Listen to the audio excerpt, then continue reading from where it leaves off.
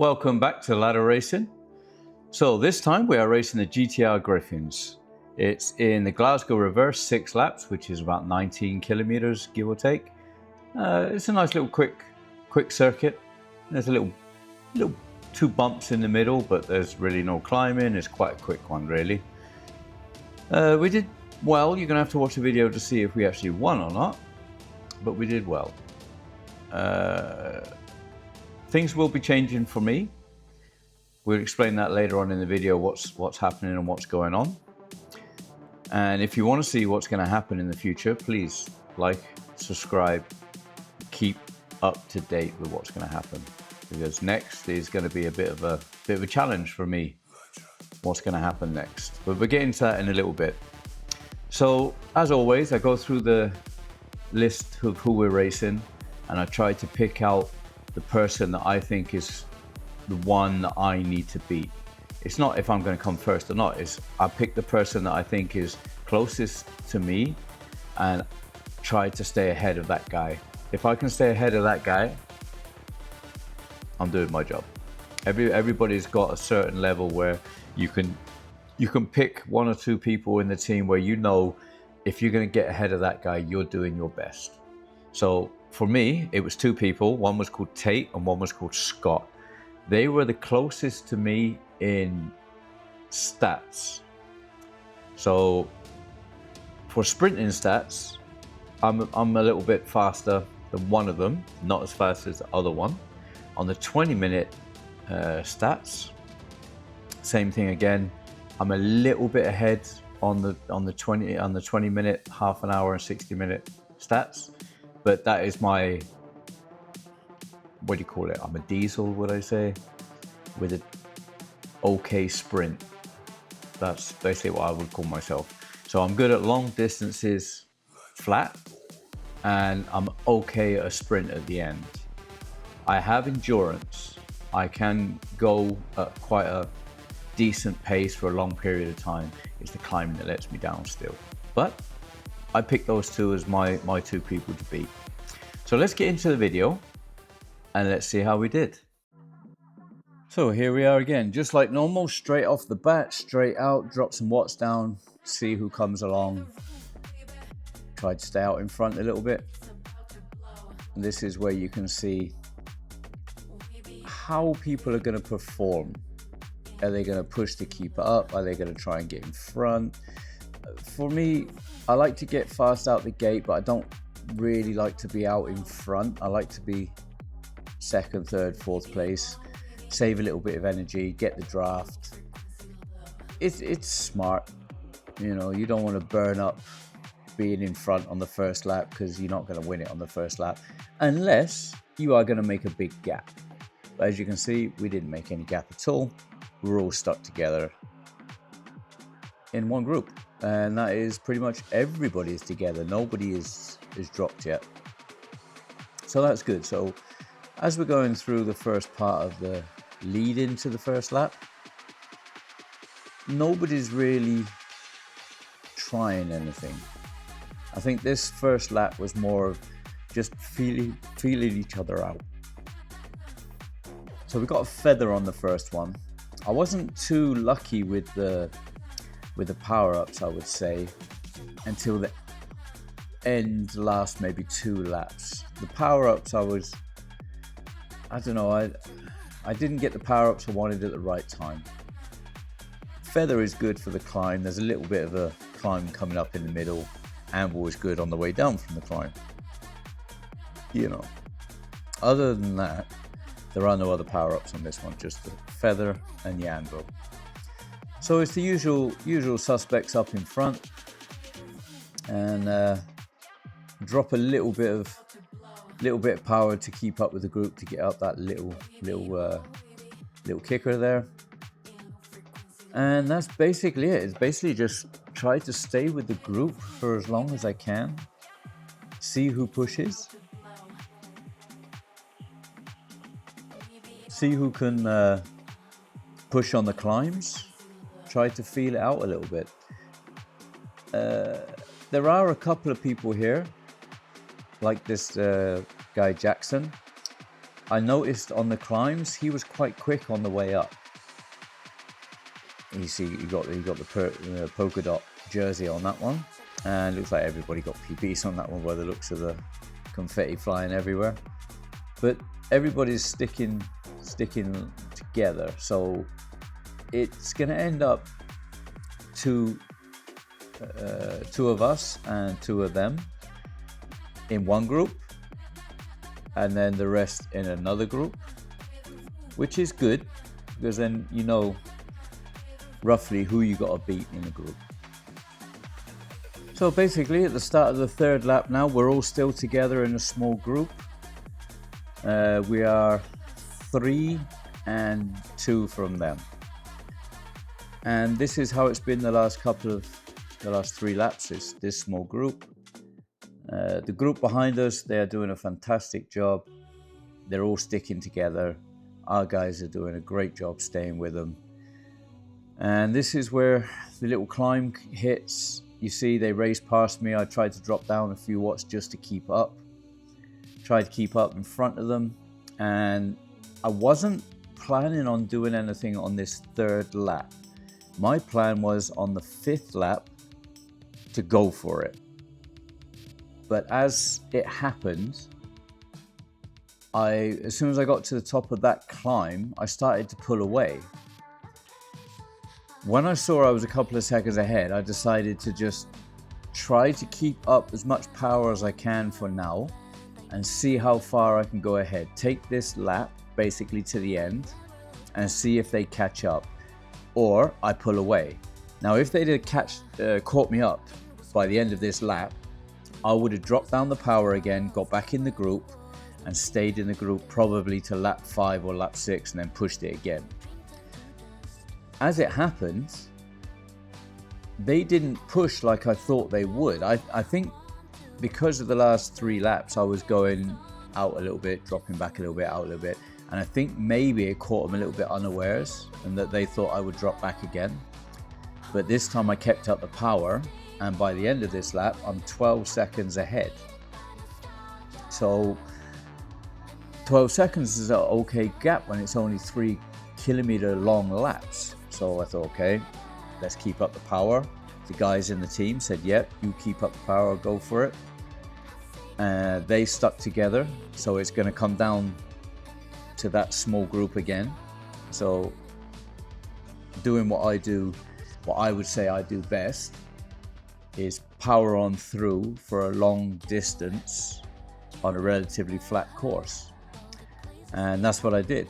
I mean, don't get me wrong, it's not easy. My heart rate's 165 and it's not like I'm taking it easy here. You know, I'm pushing myself hard to keep out in front. But once I get that little taste of being out in front, I like being in that, how do you say? I like being in that part where you know you're in front and it's hurting, but you know you're not going to be hurting for long. There's only 3 laps, well, 2.5 laps left, which is 7.5 kilometers. So it's not a huge deal. I mean, I've done this before where I've come back from being 30 seconds from behind. So I just got to keep up with the pace. Once I get to around 20 seconds ahead, if I can watch, well, basically what I do is I just watch their watts and what they're doing and match it, or try to go a little bit over it. If I can match it or go a little bit over it, I know I'm going to stay in front, or I'm going to stay in front enough that they won't be able to catch up on such a short distance. The only thing I was a little bit worried about was I was pushing myself quite hard to keep in front. The last lap, if they really do push it, I might find it difficult to keep ahead because I'm running out of steam for sure. But I like that little gap. That little gap is a little bit of insurance for me. When I start to see them pushing or sprinting, I've just got to make sure I can maintain 1 or 2 seconds ahead. So I have a bit of leeway. So by the end of the the start of the 5th lap, I'm 30 seconds in front, which is a good little gap, I would say, for me. And then my two teammates are right there in the mix. Their 2 versus our 2. And that's what it's going to come down to. It's going to come down to the guys picking off their peers or their rivals. And that's what ladder racing is, basically. Pick your man, beat your man, and hopefully you can get enough points at the end to actually win it. As you can see down there, we got Stephen Cook there on our team. He is doing amazing. He's caught up back up to the group. He's got past his man, and he's pushing as hard as he can. It's fantastic to see how everybody grows in these ladder races, especially when you're racing with the same people every week. You get to see how people are growing, how people's fitness are evolving, how their racecraft are evolving, how they're getting, I wouldn't say knowledgeable, but they're more tactical on when to sprint, when to hold back, when to push, when not to push. Because that's what sprint racing is, ladder racing is. It is a technical race. It is not about just full out power, which yes, it can be, but most of the time it is about that tactical part of racing. Picking the person you need to be in front of, and getting in front of that person and staying in front of that person. That's basically it. It's not who comes first or second or third, which that is important, but at the end of the day, you got to make sure the whole team has enough points to win. It doesn't matter who comes first, if it's me or another teammate. Doesn't matter. The point is we need the points so the team comes first. And if that means, for example, in this race, me pushing out ahead, because that's what I'm good at on this kind of courses, and getting the first place, that takes a little bit of pressure off the next person, but still, the 2 people behind me, they are fighting for second and third and fourth place. We still got to secure the win. So it's still down to the rest of the team. It's not one person. And that's what I like about ladder racing over a full out race. It's not only who comes first. So we're down to the last lap. We're just in the middle of the last lap. We're just going to go over that bump. So for me, I'm 37 seconds ahead. I don't need to push full out now for the last kilometer. I need to be aware of the person behind me, because making up 30 seconds for some people can be very, very quick. So you really do have to keep an eye on it. But I don't have to push as hard as I was, because I have that little stopgap. Now it's all down to the guys in my team behind me. As you can see, they are pushing. You see all that confetti, PBs everywhere on this one. As you can see there, we've got a little gap from second place, which is Andy there. He's got the polka dot jersey, he's pushing, he's making a little bit of time over the other guys, so he's doing fantastic. Then you got Paul there just behind, keeping in front there, doing a fantastic job of keeping in front. If we get the 1, 2, 3 or the 1, 2, 4, we should have this one on points. You never know though until the end. The end, even the last person has to push, because every point matters in a ladder race. So we finished there in first place. I quickly click off, quickly go on to fan view because I want to see the fight behind us. As you see, the sprint is coming at the end. Paul is pushing as hard as he can, and he's just got pitted there at the end. So we got first, second, and fourth.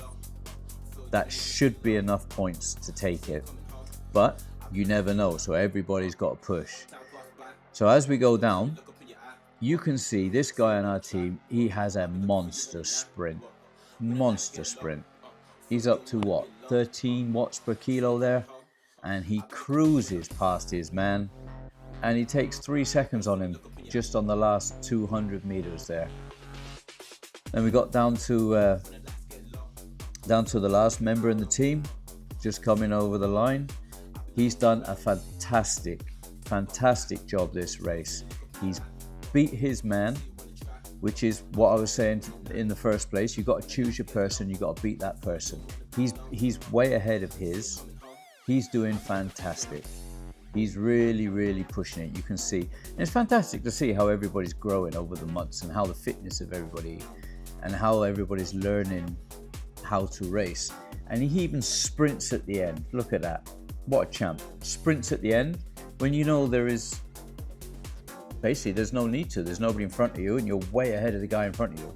But that is a great trait to have. Even at the very end, you got enough to push over that line. Secured the points, secured the win. Fantastic race. I love these ladder races. I love these quick little crit circuit races. I think they play very much into my what do you say? My strengths. And as a team, we couldn't have played that one any better. We got the win, and the points at the end of that, I think, was 30. What was it? 33 to us and 22 to them. So we got first, second, fourth, sixth, and ninth, which secured us the points we needed to win that one. So what's next? Well, after that race, it pushed me into platinum. So I will be having to move teams at the next transfer window, which puts a little bit, it's a new dynamic again. I'm going to have to find my spot in the team, find my strengths in that team. My strengths as the rider hasn't changed, but my role in the team will change. I'm sure there are a lot stronger engines than I am in the new team, and I will have to work my way up. It's going to be a challenge, definitely. Challenge I'm looking forward to, though. You know, you don't progress unless you push yourself, and that's what I'm going to do next. So yeah, that's what's next for me. So if you want to see how this new team dynamics is going to work out, like and subscribe and check out the next videos once I've transferred. I'm guessing the transfer will be at the end of this section, which is probably 2 weeks time, I think it is. 2 or 3 weeks time, something like that. So now the racing in this team, I'm not sure how many more I have that I can join, because now, if I remember how it works, I can't join as a platinum if there is a bronze in the team. So I'm gonna have to wait until I basically move teams, or if there are no bronze on both teams, then maybe I could jump in. But you know, it's part of moving up, so we've just got to sit on that and work on that.